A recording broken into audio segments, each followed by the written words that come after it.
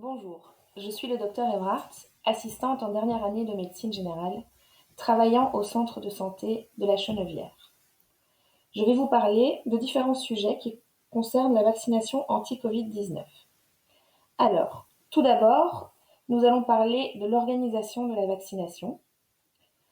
Ensuite, des pathologies qui font de vous un patient prioritaire. Puis, des contre-indications au vaccin. Nous aborderons également les effets secondaires du vaccin et pour finir, quelques questions fréquemment posées. Nous tenons à attirer votre attention sur le fait que ces différents sujets sont soumis à des changements fréquents en fonction des stratégies gouvernementales et des études en cours. Donc les vérités d'aujourd'hui ne seront peut-être plus celles de demain.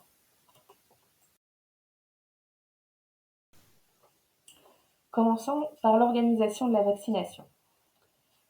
Pour le moment, nous sommes dans la phase 1B. Cette phase concerne les adultes de plus de 65 ans, les patients à risque et certaines professions particulières. Vous recevrez une invitation à vous inscrire pour prendre un rendez-vous dans un centre de vaccination. Tant que vous n'avez pas reçu cette invitation, vous n'avez rien à faire. Cette invitation vous sera envoyée par courrier postal, par email, par SMS, ou voire même les trois. Si vous faites partie de cette catégorie de patients, soyez attentifs à partir du 15 mars. Pour ce qui est du reste de la population, nous vous transmettrons les informations de la phase 2 dès qu'elles seront connues. Pour le moment, sous réserve de changement, elle serait prévue vers mai-juin 2021.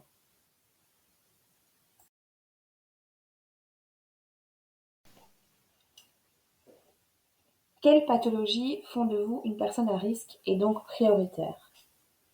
Si vous avez entre 18 et 64 ans et que vous souffrez de pathologie rénale ou hépatique chronique, de pathologie respiratoire ou cardiaque chronique, d'hypertension, de diabète de type 1 ou 2, d'obésité, de cancer, d'immunodéficience, de transplantation ou vous êtes sur une liste d'attente, si vous êtes patient HIV, patient atteint de démence, de trisomie 21 ou d'une maladie orpheline.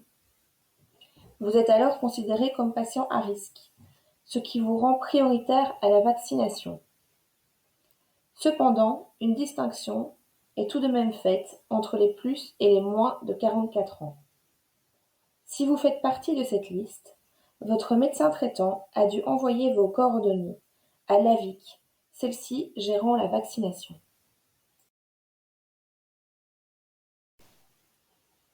Quels patients ne peuvent pas recevoir le vaccin?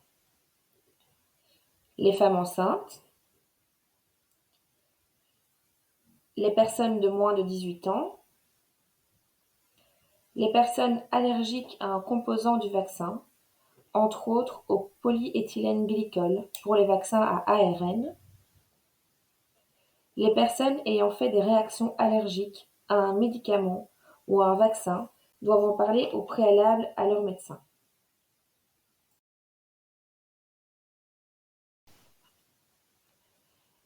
Les effets indésirables les plus fréquemment observés sont les suivants: douleur et gonflement au site d'injection, fatigue, maux de tête, douleurs musculaires, douleurs articulaires, fièvre, frissons, nausées et vomissements. Ces effets sont généralement d'intensité légère ou modérée et sont résolus en quelques jours après la vaccination. Si vous ressentez un quelconque effet indésirable, parlez-en à votre médecin, votre pharmacien ou à votre infirmière. Maintenant, parlons de quelques questions fréquemment posées. La première, le vaccin a-t-il un effet sur la fertilité? Alors, selon les différentes études réalisées, le vaccin n'a aucun effet sur la fertilité et ne rend donc pas stérile. Une autre question que beaucoup se posent, c'est est-ce que le vaccin sera obligatoire pour voyager? Pour le moment, il n'y a encore rien de concret à ce niveau, donc nous ne pouvons pas répondre à cette question. Et pour finir, peut-on cumuler vaccin anti-grippe et vaccin anti-Covid-19? Oui, à 15 jours d'intervalle, comme tout autre vaccin. Je vous remercie de votre attention. Nous ne manquerons pas de vous tenir informés de tout changement essentiel concernant les informations données dans cette capsule.